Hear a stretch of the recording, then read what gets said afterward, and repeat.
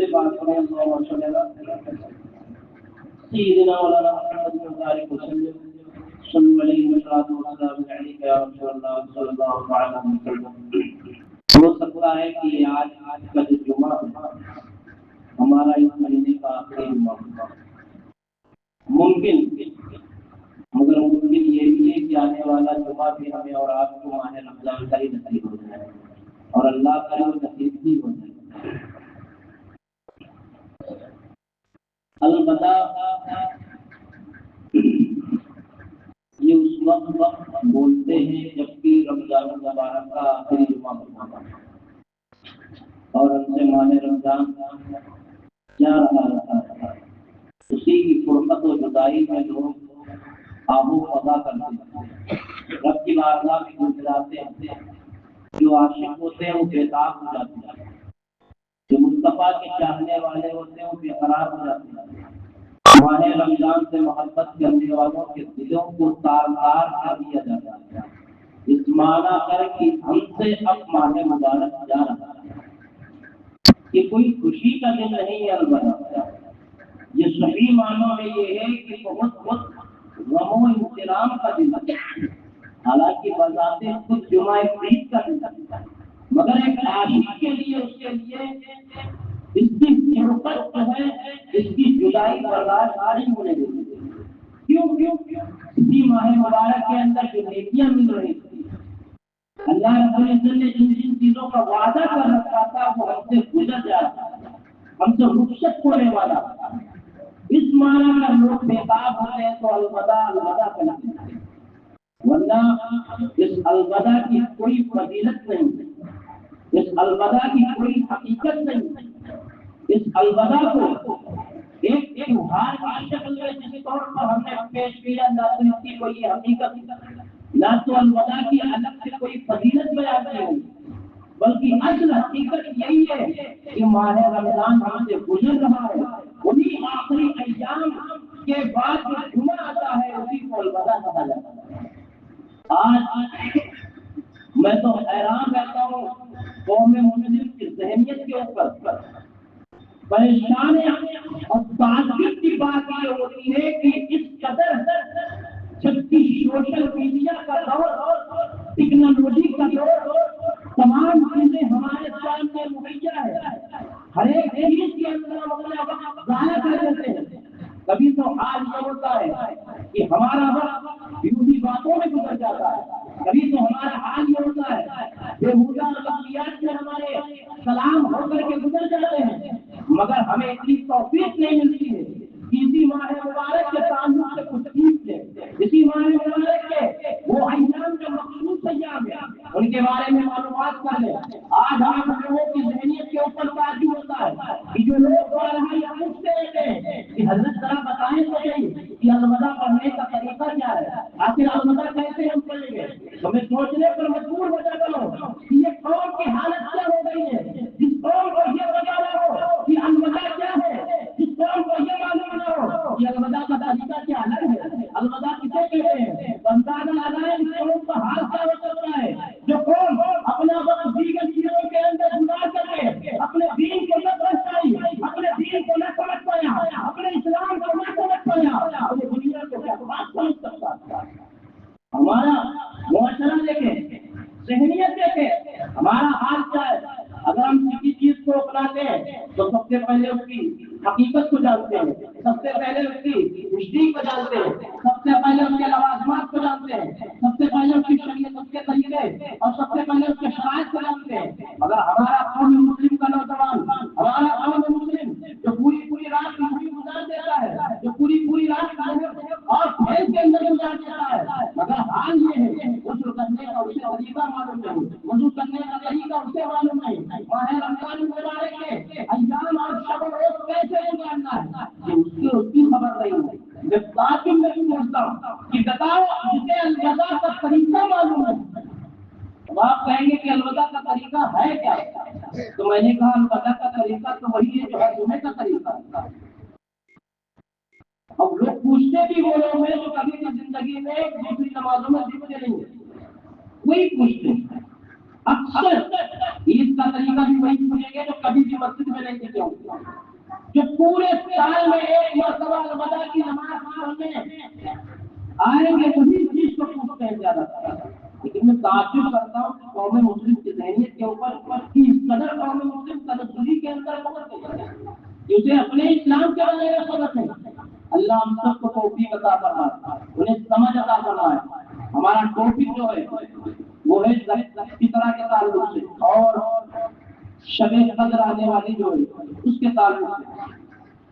حضرات اللہ تبارک و تعالی جل مصطفی کریم نے قرآن کریم کے اندر ارشاد فرمایا، اللہ فرماتا ہے وَمَثَلُ الَّذِينَ يُنْفِقُونَ أَمْوَالَهُمْ فِي سَبِيلِ اللَّهِ، وہ لوگ جو اللہ کی راہ میں مال کو خرچ کرتے ہیں، اللہ کی راہ میں مال کو صدقہ کرتے ہیں، ان کی مثال اس ایک دانے کی طرح ہے کہ اس دانے کے بدلے میں جب زمین کے اندر ایک دانہ ڈالا جاتا ہے تو اللہ نے اس کی مثال صدقے کے لے کر کے بیان فرمایا اور فرمایا کہ زمین کے اندر ایک گیہوں کا دانہ ڈالا جاتا ہے، اس دانے کے ذریعے سے اللہ سات والیوں کو نکالتا ہے اور ہر والی کے اندر اللہ تبارک و تعالی 100 دانے کا فرماتا ہے۔ اللہ نے اس کی مثال دے کر کے ہمیں اور آپ کو سمجھانے کی کوشش کروائی کہ نئے لوگوں سنو، اگر تم اللہ کی راہ میں ایک میڈیا خرچ کرو گے تو اس کا بدلہ تمہیں ایک کے بدلے 70 کے بدلے 700 عطا کی جائیں گے۔ واللہ یضاعف لمن یشاء، مگر یاد رکھو اللہ کی یہاں اتنی وسعت ہے، اگر کوئی شمار کرنا چاہے تو شمار نہیں کر سکتا ہے۔ اللہ تو بہت بڑا وسیع ہے، اللہ کے یہاں کوئی خزانے کی کمی نہیں ہے۔ اگر کوئی بندہ کے ساتھ اللہ کی راہ میں اللہ کی رضا کی خاطر 1 روپیہ بھی صدقہ کرے گا، 1 روپیہ بھی ادا کرے گا تو اللہ فرماتا ہے واللہ یضاعف لمن یشاء، اللہ صرف 7 پہ منحصر نہیں ہے، اللہ کی حد کوئی 700 تک نہیں ہے، بلکہ اللہ جب نوازنے پر آئے گا تو اس کو بے حساب و کتاب عطا فرمائے گا۔ واللہ یضاعف لمن یشاء، اللہ جس کو چاہتا ہے اس کو بے حساب و کتاب عطا فرماتا ہے۔ پتہ چلا اس صدقے کی اہمیت کس قدر ہے۔ قرآن کریم نے بے شمار جگہوں کے اوپر صدقے کا ذکر فرمایا، زکوٰۃ کا ذکر فرمایا اور یہاں تک فرمایا اس شخص کی نماز قابل قبول نہیں ہے جس شخص کے اوپر زکوٰۃ فرض ہو اور زکوٰۃ جب تک ادا نہ کر دے، نماز قبول نہیں۔ ذرا اندازہ لگائیں، آؤ ہم پاک کی طرف دیکھتے ہیں، یہ تو بات ہو گئی اور صدقہ فطر جو ہم ادا کرتے ہیں۔ آؤ ایک واقعے کی طرف چلتے ہیں۔ حضرت منصور بن عمار رضی اللہ تعالیٰ عنہ آپ فرماتے ہیں، حضرت عبداللہ ابن مبارک فرماتے ہیں کہ میں ایک مرتبہ حج کو گیا، حج کے موقع پر جب پہنچا تو میں کعبے کے صحن میں آرام کر رہا تھا، اتنے میں میری آنکھ لگ گئی۔ میری آنکھ کیا لگی؟ میں نے خواب میں کیا دیکھا؟ حضرت عبداللہ ابن مبارک ایک بہت بڑے اللہ کے ولی گزرے، بہت بڑے عالم گزرے۔ آپ فرماتے ہیں کعبہ کا صحن ہے، میں آرام کر رہا ہوں، خواب کے اندر میں نے کیا دیکھا کہ 2 فرشتے آپس میں بات کر رہے ہیں، آپس میں کہہ رہے ہیں کہ ذرا بتاؤ کہ اس بار حج کرنے کے لیے لوگ کتنے آئے ہیں؟ ان میں سے ایک دوسرے سے کہتا ہے کہ اس بار حج کرنے کے لیے 6 لاکھ لوگ تشریف لے کر کے آئے۔ تو پھر دوسرے نے سوال کیا، اچھا بتاؤ کیا کسی کا حج رب کی بارگاہ میں قبول ہوا؟ تو ان میں سے کہا نہیں، 6 لاکھ حج کرنے کے لیے آئے تھے، ان میں سے کسی کا بھی حج اللہ نے قبول نہیں فرمایا، کسی کا بھی نہیں۔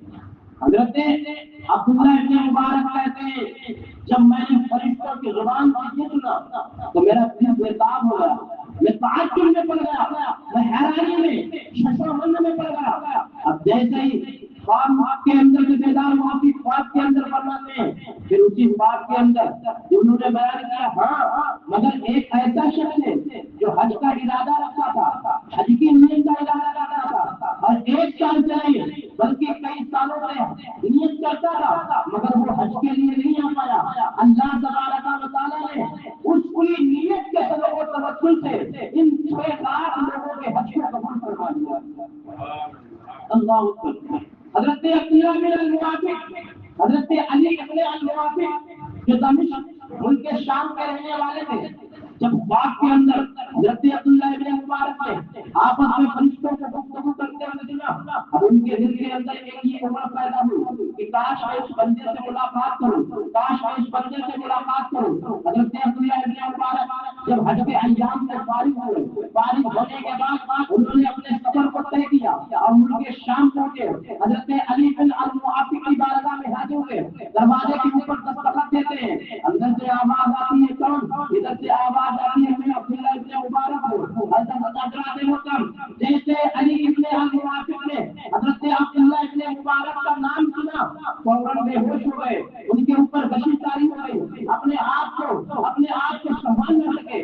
جیسے ہی وہ ہوش میں آتے ہیں، دروازے کو کھولتے ہیں، حضرت عبداللہ ابن مبارک سے ملاقات ہوئی ہے۔ حضرت عبداللہ ابن مبارک کہتے ہیں اے اللہ کے نیک بندے ذرا بتا تو صحیح، تم نے اللہ کی راہ میں وہ ایسا کون سا عمل کیا ہے جس کے ذریعے سے اللہ نے تیرے صدقے میں 6 لاکھ حاجیوں کے حج کو قبول فرما لیا ہے۔ حضرت عبداللہ ابن مبارک علی بن الموافق سے یہ باتیں عرض کر رہے تھے۔ حضرت علی بن موافق حضرت عبداللہ ابن مبارک کی بارگاہ میں عرض کرنے لگے، رو کر کے عرض کرتے ہیں اے عبداللہ ابن مبارک میرا حال یہ ہے کہ آج میں 20 سال سے ارادہ کرتا ہوں حج کرنے کے لیے، لیکن کوئی ایسے اسباب پیدا ہو جاتے ہیں کہ میں ایسے اسباب پیدا ہو جاتے ہیں جس کی وجہ سے میں حج کو نہیں کر پاتا ہوں، لیکن میرا حال اس بار کا یہ تھا کہ میں نے حج کے لیے کم سے کم 40 یا 400 درہم کو اکٹھا کیا۔ اکٹھا کرنے کے بعد میرا پورا ارادہ تھا، لیکن میری بیوی حاملہ تھی، میری بیوی حمل سے تھی، اتنی حمل سے شدت کی حالت میں اس کے اوپر ایک ایسی چیز واقع ہوئی، اس کے سر سے ذہن اٹھا، اس کی خواہش اٹھی کہ وہ کچھ کھائے۔ تو میں نے اپنے پڑوس کے پاس سے ایک خوشبو جو گوشت کی خوشبو تھی میں نے سونگھی، تو ان کی بیوی میری بیوی کہنے لگی مجھے گوشت پسند ہے، مجھے گوشت کھلا دو۔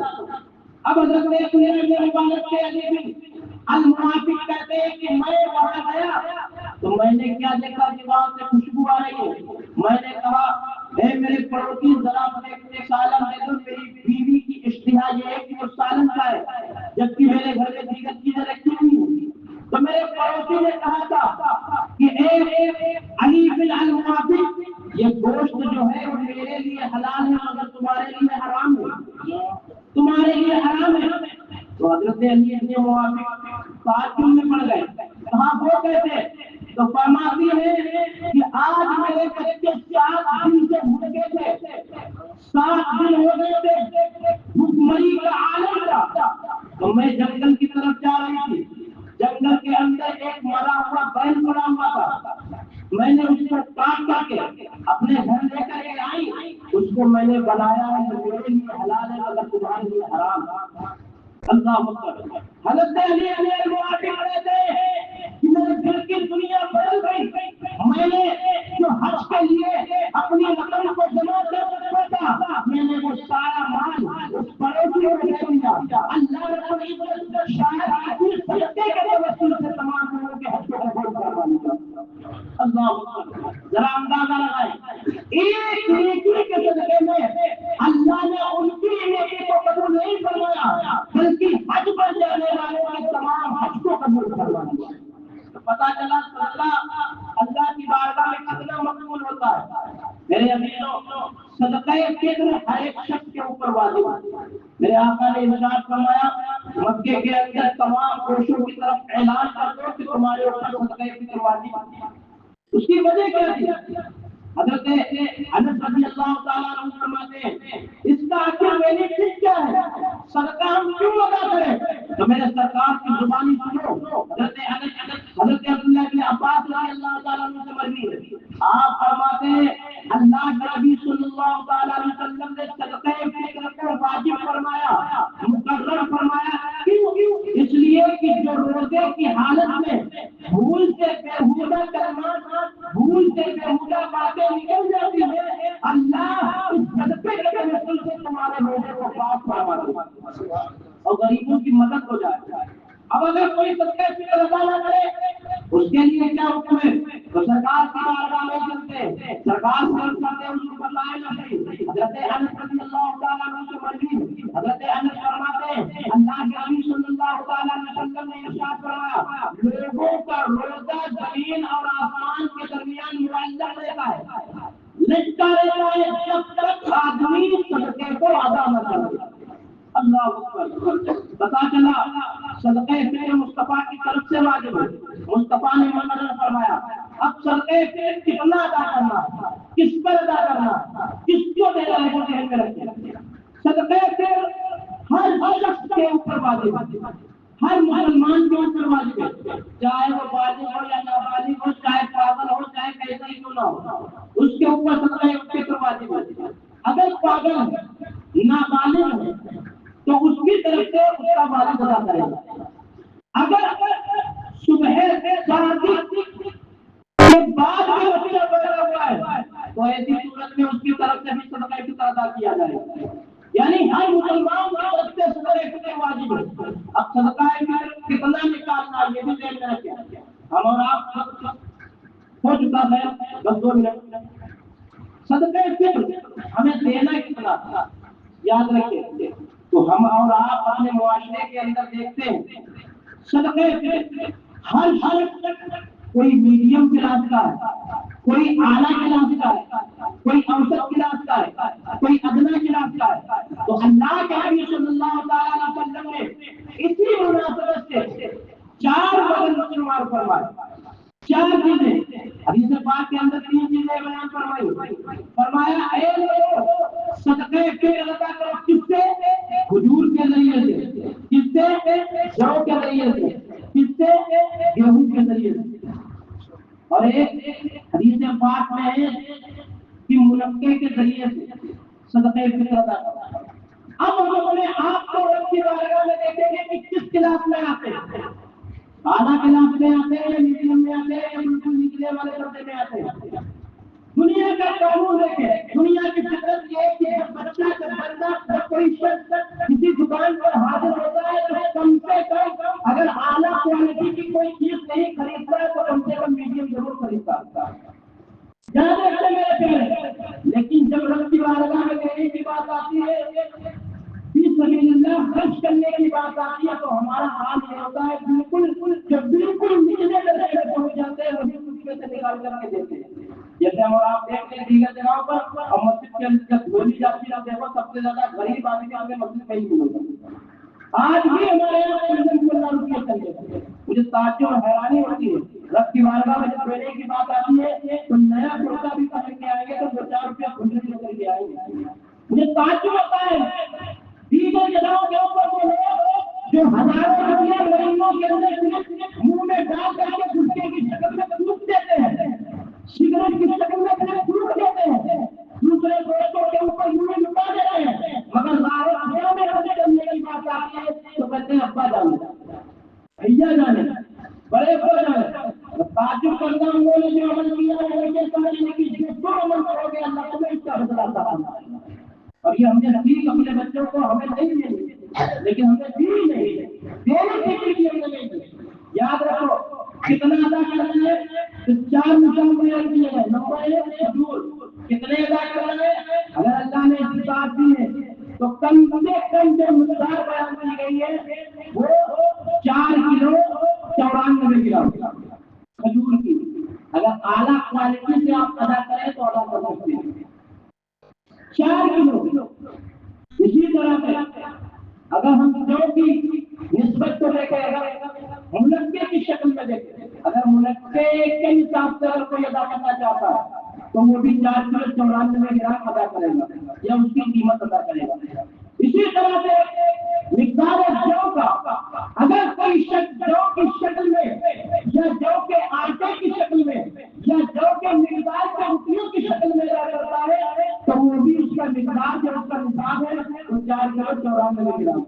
اتنی چیزیں ہوئی کھجور منقے اور کیا کرو یاد نہیں کریں گے مجھے دینا پڑ جائے گا جو ایک چیز بچی جو بچہ نہیں بلکہ بوڑھا سب ڈالتا وہ ہے گیہوں۔ وہ کتنے ادا کر رہے ہیں 2 किलो 45 ग्राम या 47 ग्राम, 2 किलो 47 ग्राम या इसका आटा या इसकी कीमत, ये सबसे निचला अपना यहाँ दर्जा। और इसकी कीमत अगर शुमार करें तो कम से कम जो है आज के वक्त में अगर अदा करें तो 70 रुपये से कम ना लगा। क्यों? उसकी वजह क्या है? कीमत में घटा और बढ़ाव होता रहता है। तो इसलिए 2-4 रुपये निसाब से ऊपर चले जाए तो कोई हल नहीं, अगर अंदर चले गए तो हमारा फितरा अदा नहीं होगा। तो अल्लाह सबको क्या है फितरा निकालने की तौफीक और अपनी बता फरमाए।